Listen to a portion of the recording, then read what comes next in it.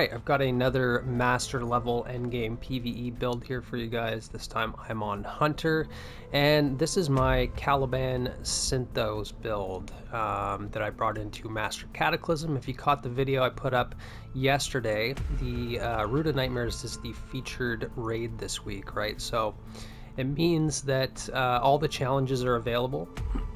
And I'm just going to go to the node here so that you can see. And if you do it on Master, you complete the challenge, you get an Adept weapon with 6 perks. That's the equivalent of having 9 Adept rolls in each weapon. And the first encounter in Cataclysm takes about 7 minutes to complete, according to Bungie stats. I was looting that chest every 7 minutes. So that's the equivalent of getting more than 1 Adept roll per minute. And of course, you know, I got accused of this being clickbait. It's really not. I'm actually understating the truth. The truth is you get 9 times more than you ever got from previous Adept weapons for completing this challenge. And so that's the same thing for your time invested as getting 1 Adept per minute. So it's no joke. On top of that, you're getting prisms, you're getting high stat discipline focused armor, you're getting shards, you're getting cores. You're getting a ton of glimmer, of course. I mean, so overall, this is an extremely good farm. So for the modifiers this week, we've got solar and arc with shotguns, with overcharged weapons, of course. And of course, I ran this on my Titan for the most part, but I wanted to cover my Hunter a little bit because I haven't really covered a whole lot of content on my Hunter, although I've been playing my Hunter. I've put quite a bit of time into my Hunter. I've got like 37 unique class items already from farming the Pale Heart and Dual Destiny. So I kind of wanted to cover that here, right?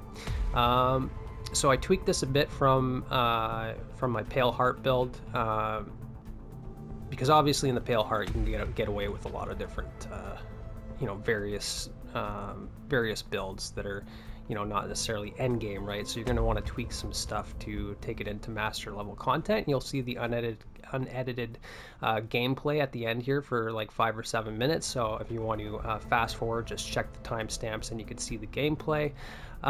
So of course the exotics that I'm using here, well, obviously relativism, like I said, with CALIBAN, Spirit of CALIBAN, Spirit of Synthos.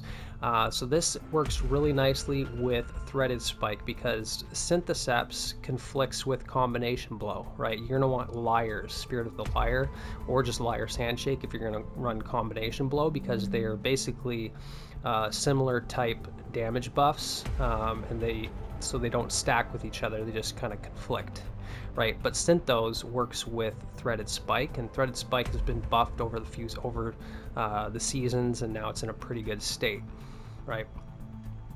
And then CALIBAN is obviously going to set off ignitions on those melee kills, and your Threaded Spike can sometimes get like 4 or 5 kills on red bars, right? And so it can set off a chain of ignitions, which is pretty fun to watch.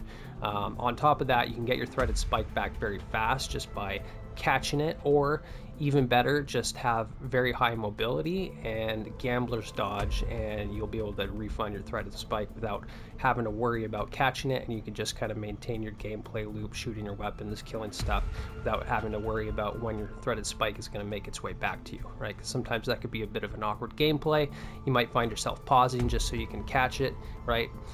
So it kind of encourages this like OCD gameplay loop that I'm not a huge fan of, although sometimes I fall prey to it, but it's up to you, right? And then I'm also using Eriana's Vow here because this got a buff with the final shape as well, and now it sets off ignitions when you break barrier shields, and I think when you break matching, so like when you break solar shields as well. Actually, let's read it here.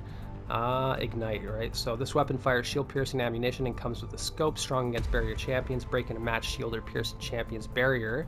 So breaking a match shield, so breaking solar shields or piercing barriers sets off an ignition, and this is super fun against the barriers, because obviously Cataclysm you're dealing with like, dozens of barriers, maybe about a dozen, right? You're dealing with a lot of barriers. Basically every spawn is going to have barriers, so yeah, this is super fun, just one-shotting the barrier champs. They said they buffed its damage against shields as well, and so I was I was under the assumption that this was still going to be two-shotting barriers, right? Unlike Wishander and Arbalest. So I wasn't keen on using it, having to spend 2 shots to break a barrier, right? But it seemed to be one-shotting all the barriers for me in the gameplay. So maybe it's because I was hitting crits, I don't know. But also Eriana is like a pseudo sniper, so this is really good at popping the shoulders off the Tormentor and doing damage, and it's got very sticky aim assist. So I would say this is like, if you like snipers and you're a console player, Eriana's Vow is just straight up a better sniper rifle. It's got the aim assist, it doesn't have as much zoom, so you have a little better awareness of your surroundings.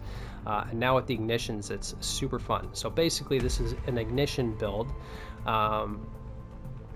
And we have a lot of damage resist from like Sever and stuff like that. So other weapons here, Imminence. So the important thing with Imminence is it's a lightweight frame. Because we're relying so heavily on our Gambler's Dodge, it means that we want very high mobility.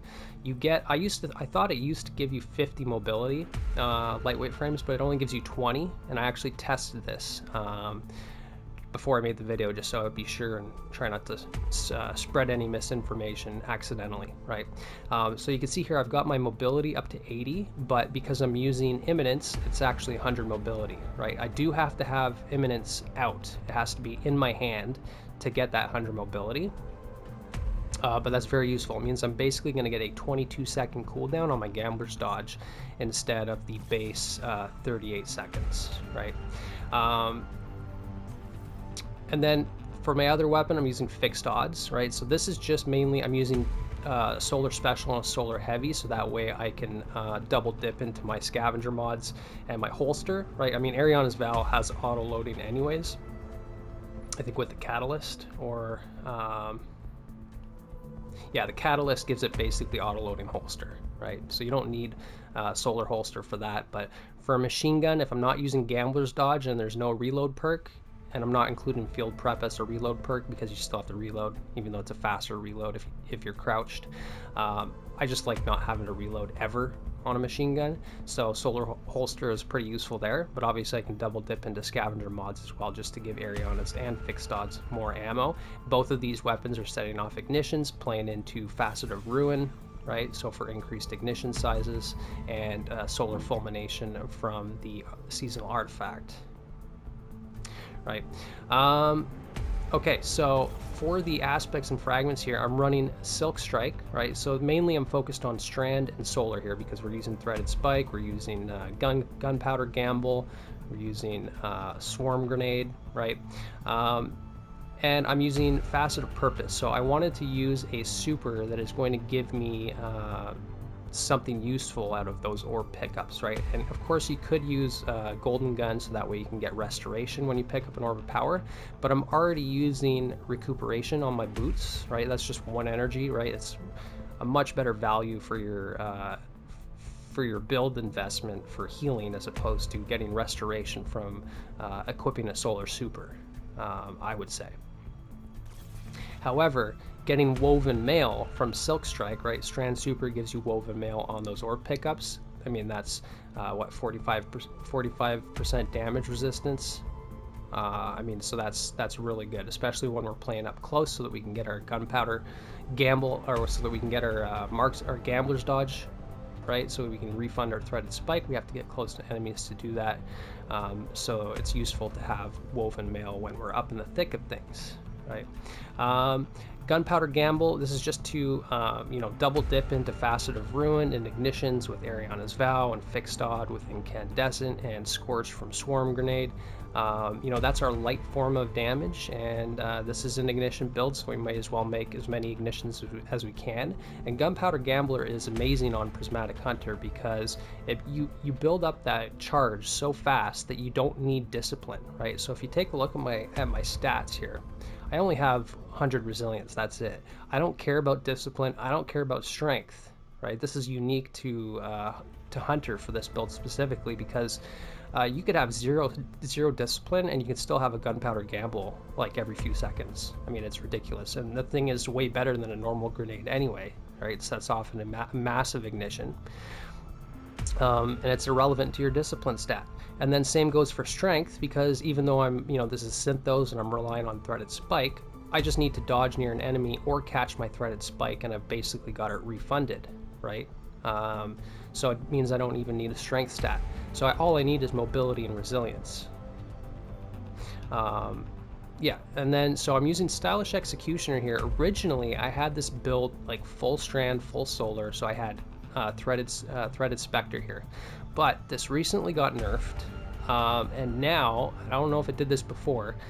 It makes your mobility stat irrelevant, aside from your jump and your jump acceleration, right? It doesn't decrease your cooldown of your dodge with threaded Spectre.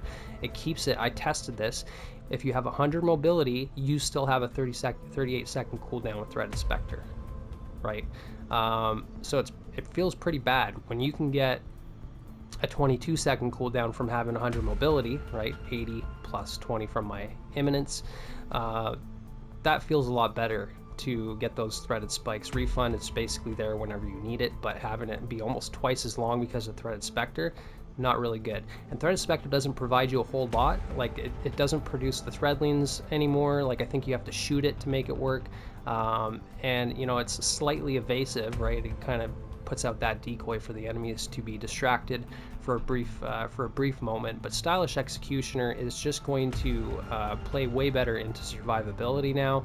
It doesn't affect your dodge cooldown, so it means we could still have that fast gambler's dodge, throw more threaded spikes, and then on every single threaded spike throw or ignition kill or killing scorched enemies, severed enemies, whatever, we're going to go invisible, right? So that allows us to play into survivability. For the other fragments here, protection, obviously, just to get more damage resist when we're surrounded. I have this on basically every endgame build. Facet of Dawn, because we're using our threaded spike so often, we can get Radiant. Of course, we've got Radiant Orbs from the seasonal artifacts, so it's up to you if you want to just rely on orb pickups instead. You can switch this out for something temporarily until the season is over, but at its core, the base build, like seasonal artifact aside, this is basically what I would run. Covered Facet of Purpose, Covered Facet of Ruin. This is obviously increasing our ignition sizes, and because of Solar Fulmination, we don't necessarily need this either, but I was going for it mainly for the 10 mobility, so I can get my mobility up to 80, so that I can get 100 from the extra 20 from imminent. So this is just me being a little OCD, but I would say generally speaking, the increased ignition size isn't much of a game changer, right? Even without Solar Fulmination, just a basic ignition is good enough. It doesn't increase the damage anyways. It's basically better for shatter, right? So if you're running solar and stasis as your effects, then yeah, definitely double dip into Ruin. I'm using it here anyways. It is slightly enhancing those ignitions, and it's giving me the mobility stats. But the other fragment that I'm running here is Facet of Blessing. So originally I had Facet of Hope on here, right? Because Facet of Hope is going to work with Facet of Dawn, it's going to work with Facet of Purpose, it's going to work with Radiant Orbs. Anytime I have an elemental buff, including invisibility, by the way, from Stylish Executioner, you get incredibly fast dodge cooldown. So it turns a 22 second gambler's dodge into 17 seconds. I calculated this as well, 16 to 17 seconds. So that's pretty fast, but in the grand scheme of things, 22 seconds for a class cooldown is still very good. So I ended up just wanting a little bit of extra survivability when I use my threaded spike, right? So Facet of Blessing is going to heal me when I do that and when I throw my threaded spike without having to pick up an Orb of Power for recuperation. So this is just an extra measure of healing there, and I noticed basically no difference on my dodge cooldown. I was still able to spam Gambler's Dodge just as often as I needed, right? And so for the combat mods here, I'm running the siphons, right, to match my weapons. So no matter what, I'm producing orbs of power from my weapons, and then from my threaded spike with heavy-handed. If you wanted to fit in firepower as well for grenade, producing orbs on grenade kills with those gunpowder gamblers, that would also be very optimal. Instead, I'm running harmonic loader just because I like having my weapons feel a little bit snappier, and then I had enough energy for focusing strikes. So when I do use my threaded spike, I can get some dodge energy back, right? And then resists here for Cataclysm, you'll want to probably go solar, double solar and void, or double void and solar. I'd probably go double solar, right? Or maybe throw in a concussive, whatever you have the energy for, but you don't need arc. I just had it on there, wasn't even thinking about it. Scavenger and holster for my, we already talked about that. And then Reaper and powerful attraction. So after I dodge, which is all the time, I get orbs of power on my next kill. So I'm producing a ton of orbs with this build. And then if I ever run out of special ammo, or if I'm running low, or if I just want to supplement my teammates, any finishers I do will give me ammo, right? But of course you could, like, if you lose your dodge, or if you lose your threaded spike or something, you could replace this with because we're not using it like a rocket sidearm or leaning super heavily into our special weapon for ad clear, you can definitely swap out special finisher for something like 1-2 finisher, or even healthy finisher, right? I mean, just use whatever there, but you don't really need your armor charge to go to anything else, so you may as well benefit one of your abilities or your ammo or something, right? So just kind of whatever you want there. Then for the seasonal artifact, let's do a reset here because I find it easier just to go through it, maybe a bit more informative, right? We've got a SMG, so we're going to go barrier, of course, and then whatever else, it doesn't really matter. Okay, we need to pick 3, so just to get to the next column anyways. Then we can run overcharged armory. Absolutely, I always run this on every single build because that means my Salvation's Edge raid weapons are always going to be overcharged, as well as dealer's choice. We've got solar surge for Cataclysm anyway, so fixed odds is covered there, right?